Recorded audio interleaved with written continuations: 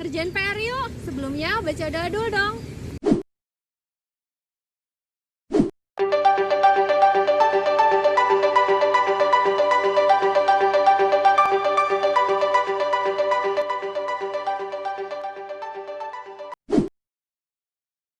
Video kali ini kita mau bahas bincang-bincang akuntansi bersama dengan mahasiswa akuntansi. Yuk, ikutin. Nah, kita udah sama mahasiswa akuntansi UGM nih. Assalamualaikum Jihan.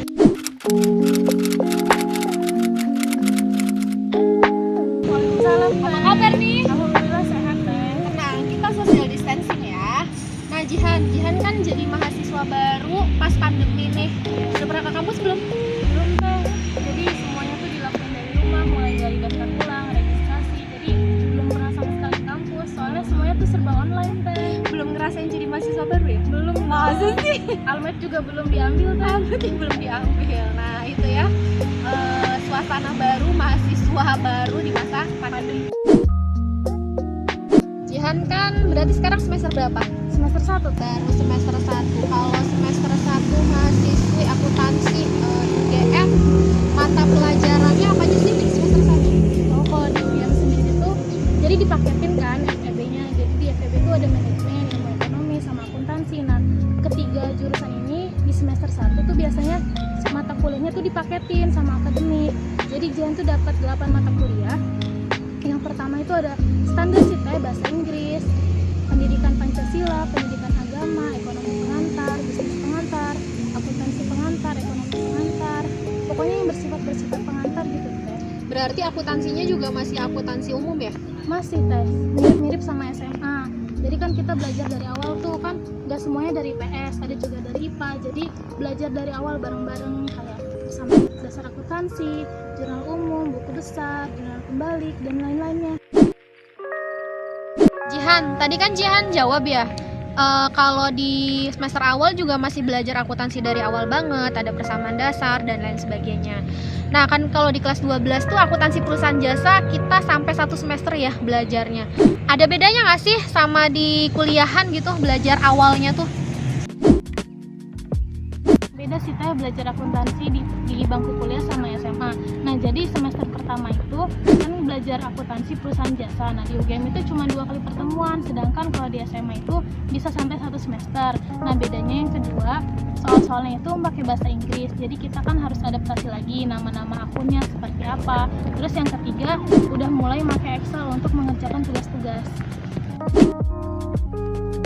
Nah, tadi Jihan kan sudah bilang ya bahwa perbedaan akuntansi di SMA sama di kuliah salah satunya adalah terkait dengan bahasa pengantarnya, pakai bahasa Inggris dan juga akun-akunnya. Nah, ini sekarang kita mau coba sih gimana sih caranya ngerjainnya ketika memang itu akunnya harus akun pakai bahasa Inggris. Nah, ini soalnya teman-teman bisa screenshot dulu soalnya. Silahkan.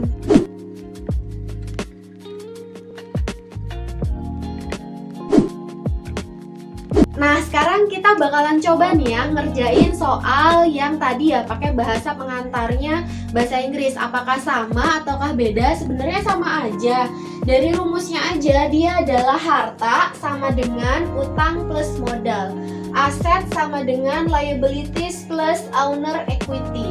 Dan kalau di soal ini dia lebih didetailin lagi ya, modalnya itu dijabarin lagi gitu ya, ada owner's capital, ada modal, ada owner's drawing. Owner's drawing itu prive. Tadi kan kalau di video pertama sudah dijelaskan kalau prive itu akan mengurangi modal, makanya di sini owner's drawingnya minus. Dan yang berikutnya adalah revenue. Revenue itu pendapatan, dan kalau pendapatan itu kan mempengaruhi modalnya positif, makanya dia positif ya. Dan yang berikutnya adalah expense. Expense itu beban. Beban itu mengurangi modal. Jadi kalau di sini di soalnya udah disediain tabelnya seperti ini ya, nggak masalah. Itu kan teknis aja. Nah, bagaimana cara pengerjaannya? Sebenarnya sama. Kita cek satu-satu. Nomor 1, owners invested berarti pemilik itu menginvestasikan sebesar berapa? Sebesar $25.000. Apa yang diinvestasikannya berupa kas, berarti ada kas nih yang bertambah sebesar $25.000. dan dia langsung pakai tanda positif negatif ya. Kalau di video sebelumnya kan dijelasin di SMA itu biasanya pakai simbol negatifnya dikurung gitu, karena emang itu istilah akuntansi dikurung tuh identik dengan negatif. Kalau ini kok teh langsung plus minus aja ya nggak masalah, itu kan cuma teknis aja. Berarti kasnya nambah sebesar 25.000 untuk dia adalah memulai bisnisnya, berarti modalnya juga bertambah sebesar 25.000. Kita lanjut ke nomor yang kedua. The company purchase berarti membeli apa? Membeli equipment, berarti equipmentnya bertambah. Beli peralatan nih, bertambah berarti positif sebesar 7.000, tapi belinya on credit. Kalau on credit berarti dia nggak tunai ya, dia itu belinya secara kredit. Berarti di sini ada utang yang bertambah. Dan utang kalau di istilah akun asingnya namanya adalah account payable. Jadi utangnya bertambah sebesar 7.000.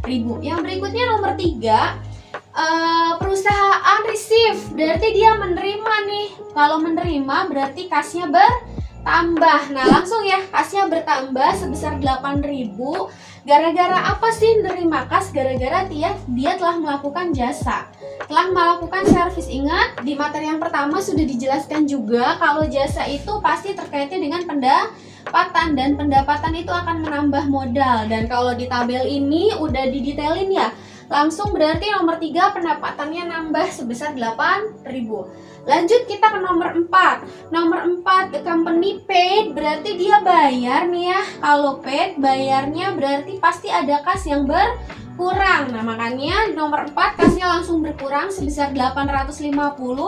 Buat apa? For this month rent, berarti dia bayar buat sewa. Dan di video pertama sudah dijelaskan kalau bayar pengeluaran itu ya, pengeluaran yang selain pengeluaran untuk bayar utang sebaiknya dimasukkan ke beban, dan beban akan mempengaruhi modalnya itu berkurang, makanya expense-nya itu nilainya minus. Berarti ini ada rent expense atau beban sewa ya, berarti minus sebesar 850. Nah ini minus ya, langsung sebesar 850. Lanjut ke nomor terakhir, the owners withdrew, berarti dia itu prefer ya. Withdraw itu prefer, atau tadi bahasanya adalah drawing. Di sini ada prefer, withdraw cash. Nah, jelas kalau prefer pasti uang perusahaannya diambil kan, kasnya berkurang sebesar 1 juta atau bukan 1 juta, 1.000, kebiasaan disingkat 3 ya. Berkurang sebesar $1.000.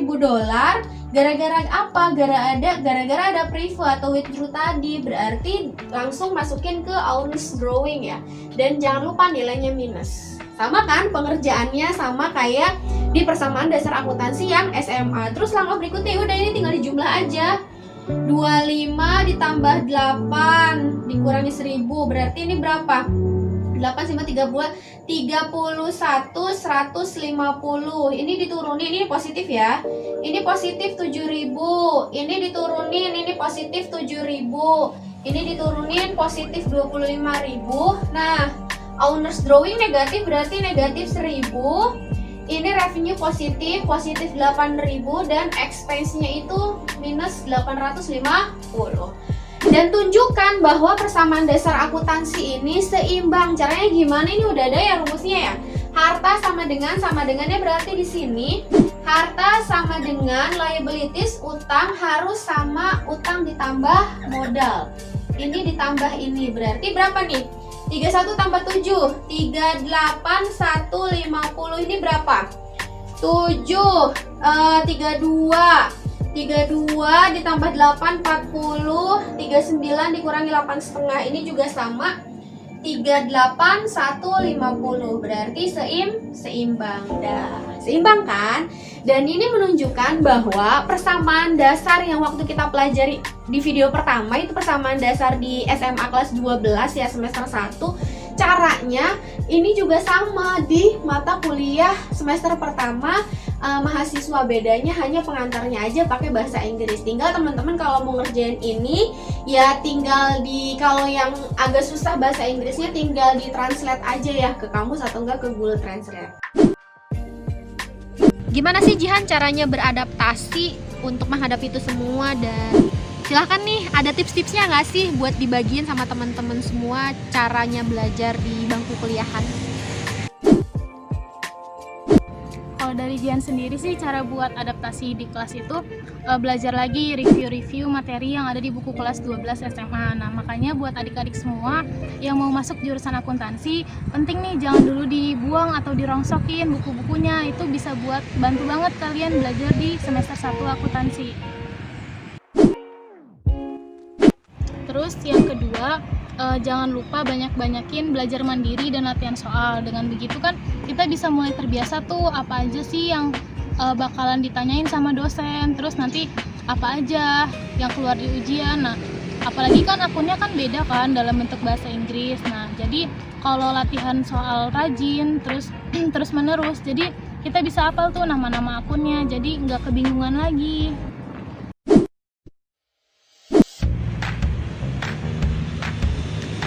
Terima kasih ya Jihan untuk bincang-bincang hari ini. Sama-sama Teja.